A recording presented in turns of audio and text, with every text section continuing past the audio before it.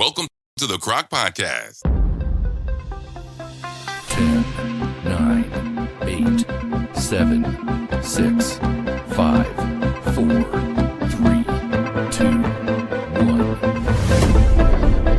1. Here is your host, Dr. E. Howdy, CROC Nation. Dr. Tommy and Ellie here with you with another CROC Podcast. On the other side of the computer glass, my bestie, my partner in crime, the valet of the CROC Podcast, Mr. Angel Santana. Have faith, let it begin. Angel, God bless you. How are you, buddy? Very good. As we record this, the weather has really taken us back to the good old days of spring. And as they say, spring is in the air, and two of my friends saw robins. I think that's a good sign. I have to tell you, the weather is starting to change, but remember, everybody, March is still winter in the Hudson Valley. Expect at least one or two more bad days out there, but he is right. It is beautiful. And Angel, I want to just take a moment to say this. I'm going to embarrass you a little bit, but on behalf of the board of directors and the entire Citizens Reunited to Overcome Cancer organization and podcast, we wish you a belated but beautiful birthday. Tell us about how you spent your 25th birthday. Yeah. So no, it was good. It was a good time. Like I think when you get to a certain age, it's really more about just spending time with family. So for me, it was great. Turning 47 is a nice little small milestone. I'm waiting for the 50. I'm excited for 50, even though it's 3 years away. But other than that, it was a good time. Food, my friend, good food. Yep. Did mom make you some rice and beans? No, I cooked. I made arroz, rice with steak, Spanish style. Wow. I have to make you some. Angel, we wish you the happiest birthday month, and let's get to it. So this is the third and final part of our little mini series about survivor thriver side effects from their cancer treatments. And we began with the 8% rule and described how patients will invariably, even if everything is done perfectly, 8% of them, or 8 out of 100, will have some sort of side effect from their surgery or their radiation or their chemotherapy. Of the 8%, 8%, most of them will go away most of those side effects will disappear. In half of them, or 4%, the side effects linger. And in 2%, the side effects can be lifelong and perhaps be even very severe. So we kind of spent a episode on that. And then we looked at patient side effects from this perspective of the patient. So we had those two wonderful patients we described who got wonderful care and they became cancer-free, but they're suffering from severe side effects, and gave the perspective from their side. And today we're going to end the series and further the discussion in a very unique way, and in a way which I think hasn't really been done. And that's by looking at side effects, survivor thriver side effects, from the perspective of the provider, from the perspective of the doctors. So a couple of caveats, which is my fancy word of saying warnings or rules before we start the podcast. We are not talking about physician malpractice here. We're just talking about side effects from treatment that are expected or could happen even if everything is done correctly. Number two is that I'm not trying to conjure sympathy and elevate the physician above the patient at all. Just wanted to give everyone a different perspective of the physician-patient relationship, the survivor thriver / care team relationship as it relates. We always talk about the relationship and center it around a survivor thriver's cure, but not around the survivor thriver side effects. So we're going to do that tonight. And I believe that is somewhat unique. And I'm going to start with a story. Angel, I always like to start with stories. Love stories. And we're going to talk tonight, about Cynthia. And Cynthia is a young lady who came to me last week. Very sweet girl with breast cancer. And she's a city girl who came up to Orange County not too long ago. Her husband's a retired policeman. And very fine, salt to the earth, great people. And she figured, since she lived in the city for so long, she had access to a very high level, I call tertiary care hospital, which means like one of those specialty cancer only hospitals that specialized in breast cancer. And she had some of the best heavy hitters, researchers, and people who write the papers about breast cancer taking care of her. And she went into surgery in this world-class breast cancer center. And when she woke up from surgery, she could not move her left arm. In addition, she had a Mediport in her neck, which she didn't know about. And imagine waking up after having, a lumpectomy or a surgical procedure and end up with this dead arm and with a device in you that you didn't know was going to be there. So Cynthia is going to be front and center in our discussion about the provider side of side effects from a different view, and we'll go from there. So I'm going to throw a couple of phrases at you to kind of, again, doing our due diligence and our research here on the CROC Podcast. All right. The physician's situation or process or position in a survivor thriver's side effect can be viewed by a specialized term called vicarious traumatization. So that's a really fancy word, right? So don't say that you guys don't learn anything on the CROC Podcast. So that simply means that a person is traumatized by the trauma of others, which makes sense. It's not just in cancer or it's in everything. So you could also get the development of secondary post-traumatic stress syndrome, and you could also suffer what we all know as survivor's guilt. So the provider, unbeknownst to him, as he's going through medical school or she's going through medical school, they don't teach you this stuff.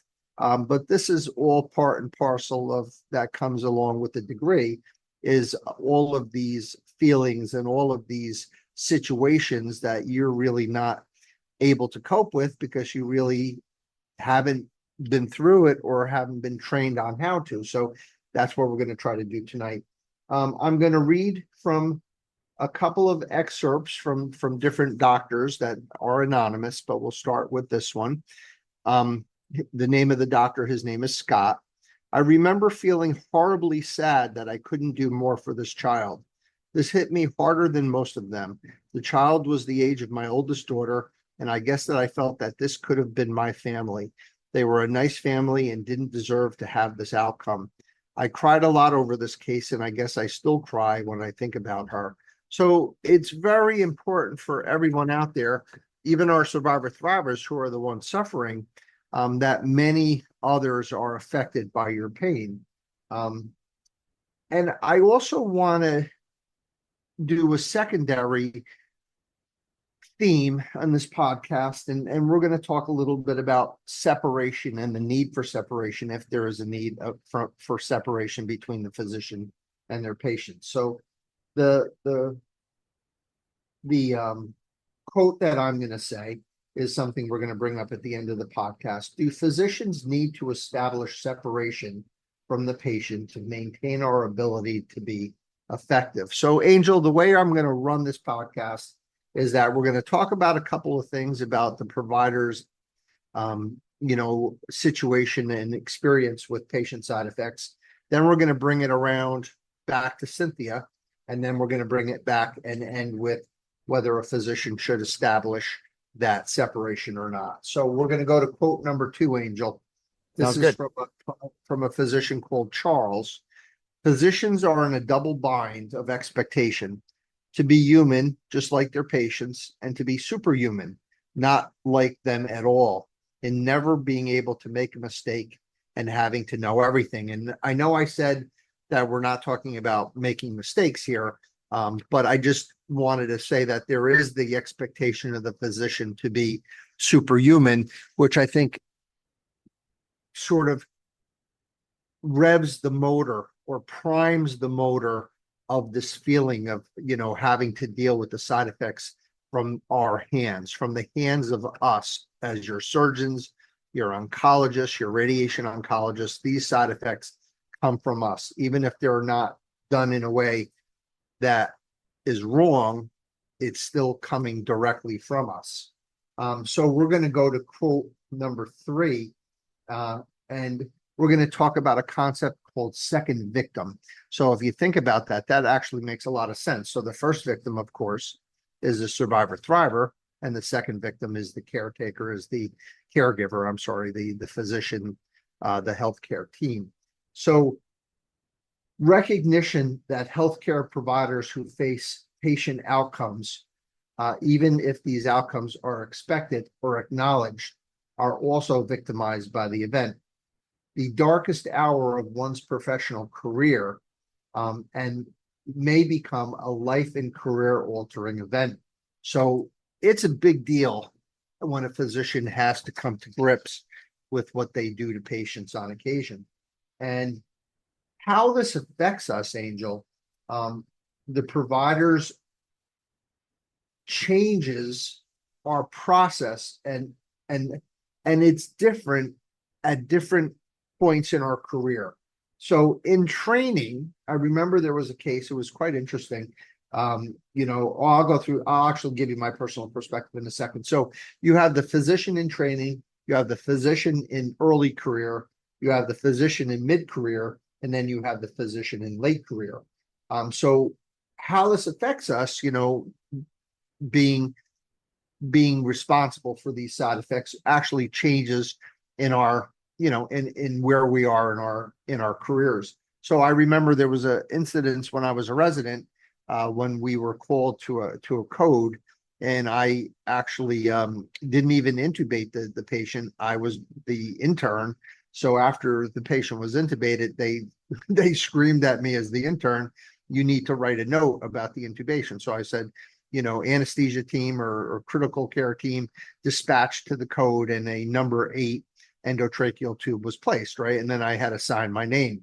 So what I didn't know is a couple of months later, I got served with a summons that I'm being sued. And it was actually quite funny as I look I look back in it, because I didn't even touch the patient, and all I did was write a note, and I was sued. So obviously I was discharged from the suit. But Angel, I spent many a night, being, not being able to sleep because of that. And I look at that as being so silly, because, here I am, the patient, nothing to do with us. But of course, the patient had an unexpected outcome. And of course, I was very affected. But then early in my career, when I did start having to deal with side effects that were from my hand, something very bland, or something that was really not a big deal and was just going to go away, very quickly. I remember myself being on vacation, being on an island, scuba diving, and being overwhelmed with like this feeling. I can't tell you about this feeling. Just was a terrible feeling about hurting somebody. And then as I got to my mid-career, my feelings started to dissipate, and, I became appropriately sad, but not overcome with this sadness. And then, of course, now in my late career, we talked about the 2 patients in the second podcast, of course, that had severe side effects from their treatments. And yet I can't tell you I feel good about it. I'm very sad for them, but I'm able to take it in perspective. So as we progress through our careers, we will adapt, and we will absorb, this feeling of guilt and severe self-doubt, which we're going to talk to you about in a second. So as I said, practitioners don't begin their career like a light switch, right? So we don't just, are in the off position, and then we go to graduation and get our diplomas, and then the switch gets turned on and we become doctors, and we're expected to everything that comes along with that. We bring to the table all of our experiences, all of our traumas, all of our neuroses, our upbringings, which are generally problematic. And of course, all the transference that we've talked about on this podcast, of how, things that have happened to us can reverberate depending on different circumstances that are presented to us. So let's talk, Angel, about some of those feelings associated with these side effects that we produce in our survivor thrivers. So there is some denial. Sometimes we obsess. There's a lot of self-doubt. There's a lot of what ifs. There's a lot of loss of confidence. There's a lot of isolation. There's a lot of depression. There's a lot of despair. There's a lot of loss of connectivity. And there's almost like, I like to think of the famous Pink Floyd album, The Wall, we almost create a wall around us. There's this callus that develops, that could develop to make us uncaring and unfeeling.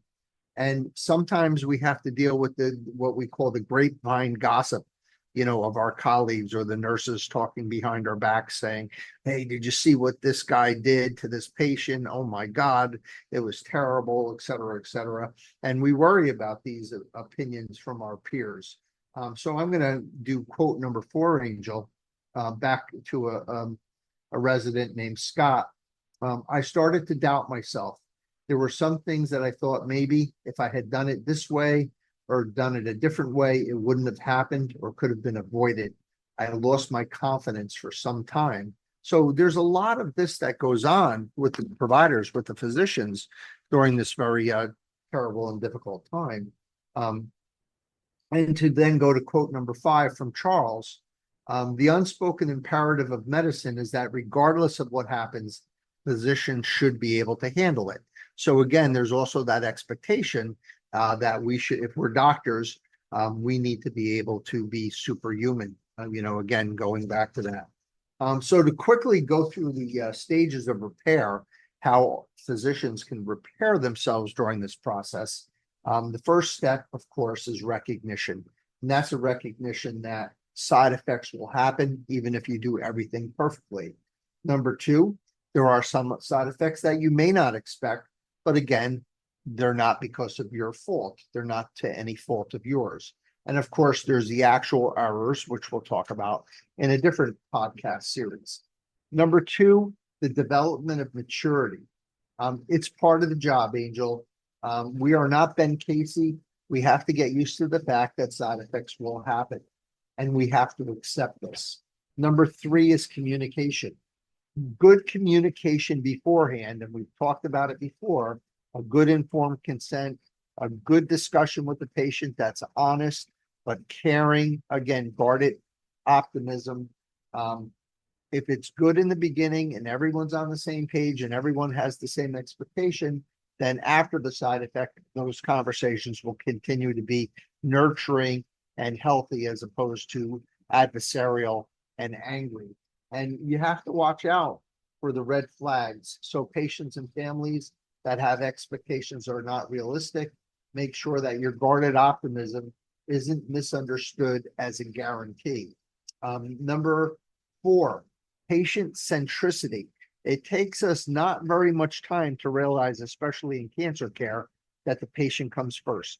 The patient comes first above all else, and they go before you. And it's a very unnatural thing to put someone above yourself. But of course, the successful physician will put their patients first. You also have to develop a balance in your life and have equilibrium. You have to have physical, mental, spiritual, family, and intellectual balance. You have to have a life outside of your job, so you can, be able to recharge your battery. And number 6 is you have to investigate. So you really should, after a certain amount of time in practice, actually look at your outcomes. We call them outcome analyses, and I do it all the time. I make a patient have a side effect. I say, okay, this side effect was expected. How many of these out of 100 patients get this side effect? And then how many of these patients out of 100 get this side effect at Memorial Sloan Kettering or at Stanford or at MD Anderson? How do I compare to those big cancer centers in the provocation of these side effects? And that's called an outcome analysis, and that's under investigation. And lastly, renewal. And I'm going to use my last quote, Angel. What is required is a new way of thinking about one's personal energy. That is, work is not merely a domain of energy expenditure, but also of energy renewal.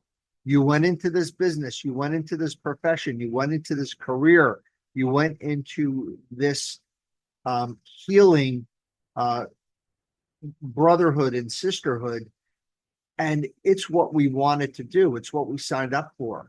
And when we go to work, we should also get renewal from what we're doing. So what we're doing is very special and very sacred. And we're almost there, Angel. We're just going to put a couple of finishing touches. As I said, I was going to go back to Cynthia. So when this happens, there is a spectrum of responses, as I said. So sadly, with Cynthia, one of the things that was a double whammy for her is she went to this top self center. She had her surgery. She woke up with the dead arm, and she woke up with this equipment that she didn't need. And what happened was she got ignored and she got ghosted, which is unacceptable. And instead, what you should do is do whatever you have to do to help the patient get through the process, even if it isn't your fault. It's still your responsibility. And I will share a personal story. I had Cynthia in my office. I called her to come into my office today for me to talk to her health insurance company to try to get special approval for occupational therapy, because she can't move her arm and she needs to learn how to write. She's left-handed. Her left arm is dead. She has to learn how to feed herself. And the insurance company is denying her occupational hazards. I'm sorry, her occupational therapy. Should I be the one calling the insurance company? No, her surgeon should. But we have to do whatever we can, even if we're not the ones that provided that service that caused that side effect. So last point, Angel, to separate or not separate from your question, from your patient, that is the question. So I have two contradictory answers. The first is obvious. I'm a big proponent. I've spent my entire career trying to break down the walls between the physician and their patients and the survivor thriver. So obviously, my answer is separation is not necessary in order to survive a long career and stay out of the loony bin. Our four pillars, Angel, are accessibility, informality, information, and approachability. So you know what my answer is. And I am not ashamed to say that my patients are not just my patients, they're my friends, and I invest 100% of myself into their care. And I've been through each phase of what we spoke about. I have been that intern, and I have been that young doctor, and I have been that middle-aged doctor, and I have been that older doctor who have had to deal with side effects from our hands to our amazing, brave, courageous survivor thrivers. And again, you just have to go through the process, and you don't need to separate yourself. And it even got to the point with me where it did sometimes bring me close to illness, and sometimes brought me close to, despair. But now 35 years later, I'm very balanced. I feel that I have much more maturity, and I have an informed and realistic view of cure and death, and of suffering and pain. And I believe that this will be a road that all of our physicians will end up in, the same road, in the same position that I'm at. But everyone is different. Everyone has their own comfort level with survivor connectivity. And this is not a judgmental podcast. If there is a practitioner who does feel a certain amount of separation is necessary for them to survive their career, then by all means, we support you, we love you, and you are never going to be judged on this podcast. Angel Santana, you always get the last word. I have a couple questions, actually. Since we have had episodes in the past where we have talked about knowing what to expect from your doctor and from your procedures, I guess the first question I have that I think a listener would want to know is, I know I do, for Cynthia's case, in this situation where things had gone wrong, would this have been one of the possibilities if things were to go south that she's experiencing with it, which is pardon the expression, the dead arm? Is that one of the side effects? That could definitely happen during a surgery that she had. And I'm sure, and again, I trust that it was done properly, that they told her that this possibly can happen. But unfortunately, as I said, there's a continuum or spectrum of how the physician should react to these side effects. And the physicians at that big center didn't behave properly. They behaved terribly. They ignored her. They didn't return her phone calls. They're not fighting for her to get, the post side effect care that she needs to get in the game. And, that's one of the examples of how not to do it, to be in denial and not take responsibility. But at the other end, I don't want that practitioner who might be a very talented practitioner who may have done a lot of great in their career and will continue to do great, or has a great career ahead of them, jump off the top of the building because this happened. Because again, you're going to go through those processes where you're going to feel a lot of self-doubt and a lot of, despair and despondency and things. And I just want to let you know that it's not a problem when these things happen. It's how you respond to it and how you help your survivor thriver through it is what's going to make who you are. I think, and I appreciate the answer. I think what I really got out of this is listening to the story of how doctors become doctors, right? And listening to all they have to sacrifice and all the things they have to learn and all the things they have to endure, that coincide with a patient that is dealing with an illness or a diagnosis that is to them the unknown. We have to really take a step back, and I'm speaking as the patient since you're the doctor. It's a team effort. It really is. And it's just like any sport analogy you've ever given in the 4 years we've been on this podcast. One hand does wash the other, and we really have to work with each other because, one, as the patient, we don't know all the dialect. We don't know all the language. We don't know the innuendos and all the acronyms. And that's your job to educate us. And that's why I get into communication. But as the patient, we also have to be patient and understand that the job of the doctor is not to put you in a position where it'll make you feel uncomfortable, but yet it's their job to put your best interest at heart. And I think that's something that we really need to dig deeper in the relationship between you and the doctor. Yeah, and I think the reason why I think this is such an important podcast trio is that it's not really spoken about much. It's sort of unspoken, behind whispered in the hallways of the side effects and, what happens and how they affect the doctor, how they affect the patient, the survivor thriver, how to deal with it from both ends. It is one of those 4-letter words that really is rarely spoken about. And I did want to illuminate, at least put it out there for discussion, that what do they call it? The 800-pound gorilla in the room, right, as far as side effects and things like that. So I wanted to just end on that, Angel, and just tell everybody out there who is suffering from side effects. When we speak about the physician or the provider, suffering from your suffering, in no way are we trying to, again, put ourselves more important than you. Obviously, our survivor thrivers are why we get up in the morning and go to work, why we do what we do is to serve you.